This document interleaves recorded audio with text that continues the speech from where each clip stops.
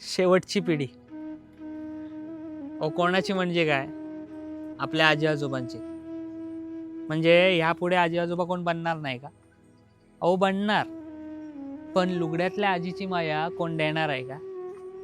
डोक्यावर टोपी, हातात काठी आणि धोतर असलेला आजोबा आता फक्त फोटोंमध्येच भेटतील.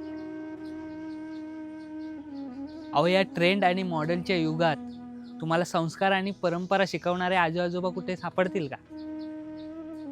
हो, ही शेवटची पिढी. देव धर्माचा कधी कंटाळा न करणारे माझं बाबा आता त्यांच्या पोरांनी देवाला वाटून घेतली आणि पाल्या लावली.